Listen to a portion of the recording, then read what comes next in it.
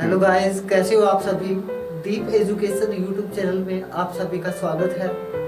आज हम शुरू करने जा रहे हैं किसी भी भाषा के निर्माण में सहायक आधारभूत अवयव के बारे में, जो कि हमारी लैंग्वेज हिंदी हो इंग्लिश हो उसको भली भांति समझने में हमारी मदद करते हैं। जो अनिवार्य अवयव है, अवयव किसकी, किसी भी लैंग्वेज की,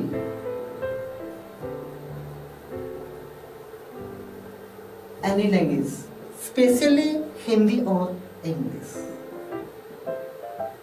हमारी हिंदी और इंग्लिश। तो आइए आज पहले दिन की शुरुआत हम इंग्लिश लैंग्वेज की ग्रामर के, इंग्लिश लैंग्वेज का जो हमारा ग्रामर है, ग्रामर के एटिमोलॉजी करते हैं। एटिमोलॉजी,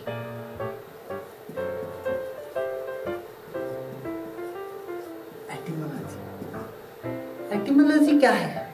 एटिमोलॉजी और पार्ट्स ऑफ स्पीच दोनों से करते हैं। एटिमोलॉजी को हिंदी में शब्द विचार कहते हैं। क्या कहते हैं? शब्द विचार, एटिमोलॉजी। और कुछ हम पार्ट्स ऑफ स्पीच पढ़ेंगे जो कि हमारी इंग्लिश लैंग्वेज को भली भांति समझने में हमारी मदद करते हैं। तो एटिमोलॉजी क्या है?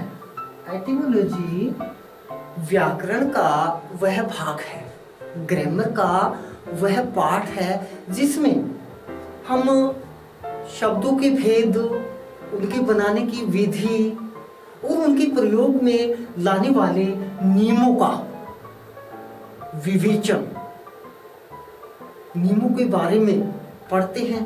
किसी भी विषय का गहनता से अध्ययन करने के लिए उस विषय को भागों में विभक्त करना अनिवार्य होता है। प्रत्येक भाषा में लाखों शब्द होते हैं।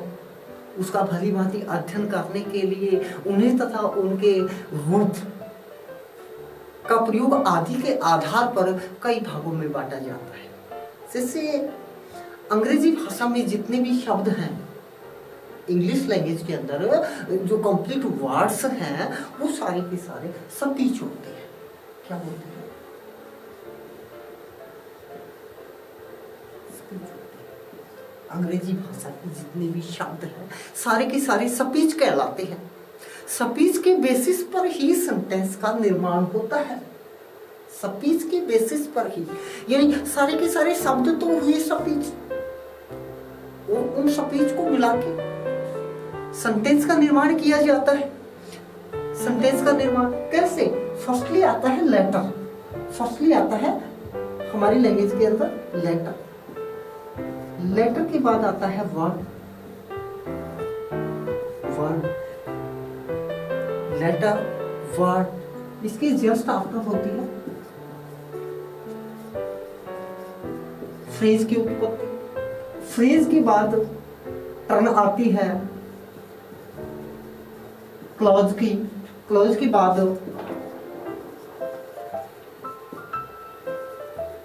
सेंटेंस की। तो पार्ट्स ऑफ स्पीच इन्हीं के बेसिस के ऊपर हमारा पार्ट्स ऑफ स्पीच बना।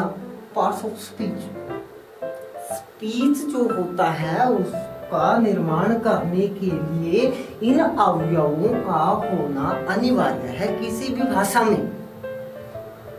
और इनका निर्माण कहाँ से होगा, कैसे हमारे ग्रामेटिकल टॉपिक्स की उत्पत्ति होगी, तो उसके लिए हमें अध्ययन करना पड़ेगा पार्ट्स ऑफ स्पीच का।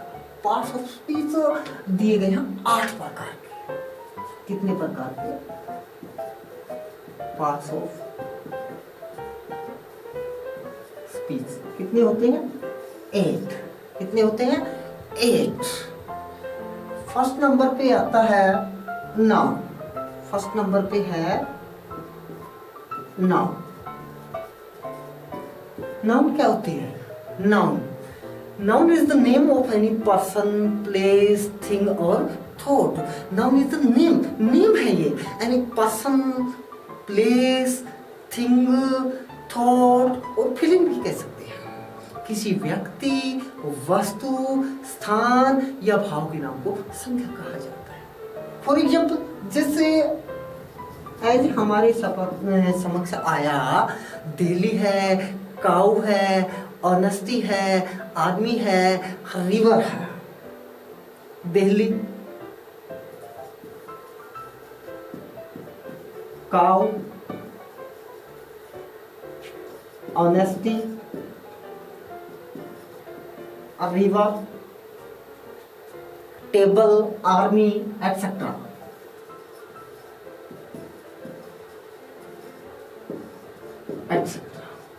तो देखिए, दिल्ली किस चीज का नाम है? स्थान का नाम है। ऐसा दिया गया है, noun is the name of any person, place, thing और थॉट। स्थान का नाम। काउ, ऑनेस्टी, रिवर, ये सभी किसी न किसी चीज के नाम दिए हैं। काउ क्या है? एनिमल्स है, पशु है।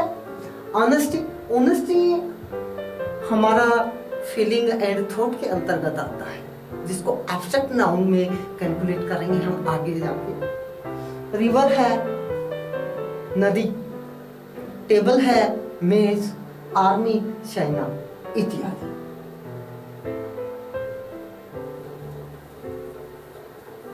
इसके बाद सेकंड नंबर पे हम प्रनम पढ़ेंगे। प्रनम क्या होता है? प्रनम को हिंदी में सार्वनाम के नाम से जाना जाता है। किस नाम से? सार्वनाम के नाम से। सार्वनाम, प्रनम।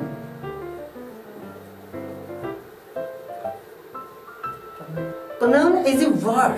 क्या होता है pronoun? A word that is used instead of a noun. Pronoun is a word that is used instead of a noun. सर्वनाम वह शब्द है जो संज्ञा के स्थान पर या संज्ञा के बदले में प्रयुक्त होता है, वो सर्वनाम कहलाता है। For example, he, you, it, they, I, etc.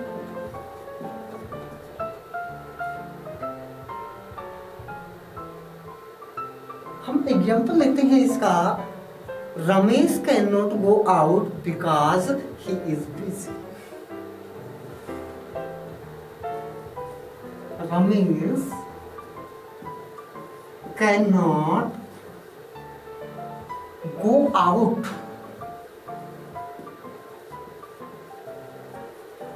because he's busy. He's busy. I met Neeraj who was riding on a horse.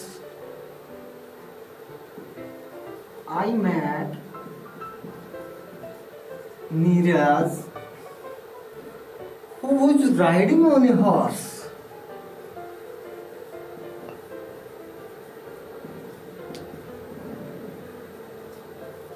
On a horse. देखिए, इसके अंदर नाउन के स्थान पर प्रयुक्त कौन कौन से वर्ड हुए? ही, हु, ये दोनों के दोनों प्रोनाउन है। Ramesh can not go out because Ramesh बाहर नहीं जा सकता, क्योंकि दोबारा से रमेश नाम लेने की बजाय रमेश के स्थान पर ही प्रयुक्त हुआ है। सो यह प्रोनाउन है। I met Neeraj who was riding on a horse. मैं नीरज से मिला जो राइडिंग कर रहा था, घुड़सवारी। तो देखिए, आई मेट नीरज, यहाँ पे Neeraj was riding on a horse. Neeraj को रिपीट करने की बजाय, नीरज की पुनरावृत्ति करने की बजाय यहाँ पे हु का यूज किया, जो कि एक प्रोनाउन है। क्लियर? थर्ड नंबर पे है वर्ब। थर्ड नंबर पे वर्ब। जिसको क्या कहते हैं, क्रिया। हिंदी में क्या कहते हैं, क्रिया। Verb is a word used for saying something about some person और thing. A verb is a word, a verb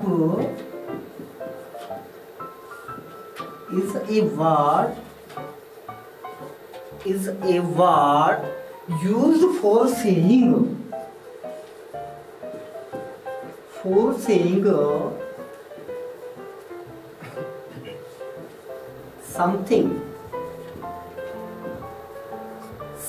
something about some person or thing, about some person or thing। सीधी सी बात है, क्रिया वह शब्द है, क्या है वर्ब, ये वर्ड है, एक वह शब्द है जो किसी व्यक्ति या वस्तु के संबंध में कुछ कहने के लिए प्रयुक्त होता है। क्रिया वह शब्द है जो किसी व्यक्ति या वस्तु के संबंध में कुछ कहने के लिए प्रयुक्त होता है। फॉर एग्जाम्पल, जैसे जनरल वे में हम वर्ब ले लेते हैं, कोई भी गो है, बी है, डू है, विन है, रन है, कम है। ओके, एग्जाम्पल देखिए, एग्जाम्पल है कीर्ति वेंट टू स्टेशन।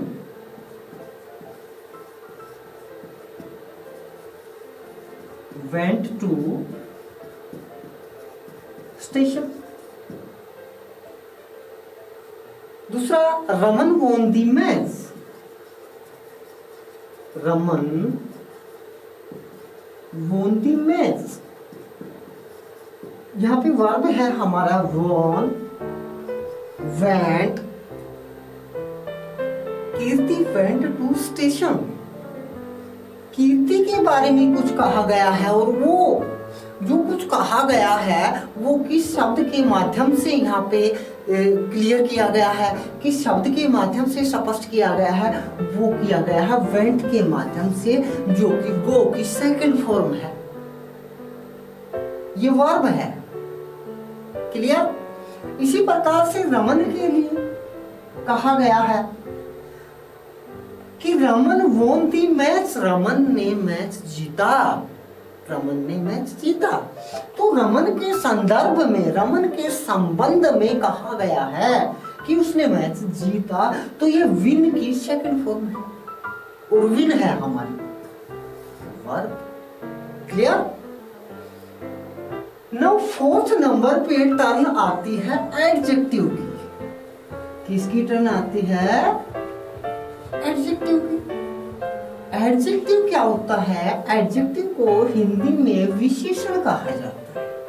क्या कहा जाता है, विशेषण कहा जाता है।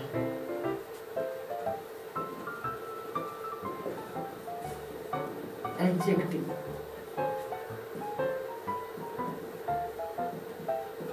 विशेषण। विशेषण क्या होता है, the word that is used to add something, the word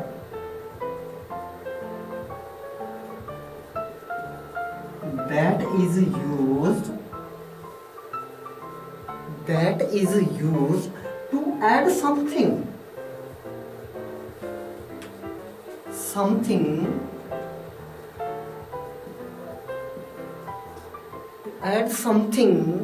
about or to qualify, about or to qualify a noun or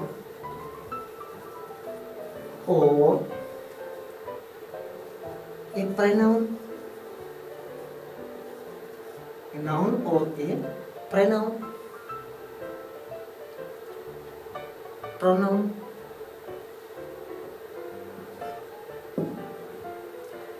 एक वर्ड है ये, the word that is used, शब्द वह है जो प्रयुक्त किया जाता है टू एड समथिंग और टू क्वालिफाई ए नाउन और प्रोनाउन। ए नाउन और प्रोनाउन को क्वालिफाई करने के लिए या ये नाउन और प्रोनाउन के अंदर कुछ ऐड करने के लिए जो वर्ड यूज किया जाता है वो हमारा एडजेक्टिव यानी विशेषण कहलाता है। एज जैसे big, new, good, green. Big है, न्यू है, गुड है,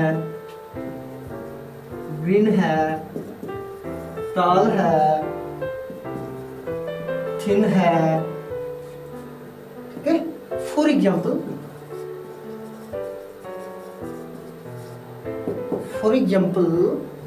it is a new building. It is a new building. यह एक नई इमारत है। इसके साथ कुछ ऐड किया गया है कि बिल्डिंग को बताया है कैसी बिल्डिंग है, नई है। So adjective is used here in this sentence. तो ठीक है गाइस, आज के लिए बस इतना ही काफी। नेक्स्ट हम कल करेंगे। तो आप सभी से मेरा निवेदन है कि दीप एजुकेशन चैनल को लाइक, शेयर और सब्सक्राइब करना ना भूलें। Thank you. Have a nice day.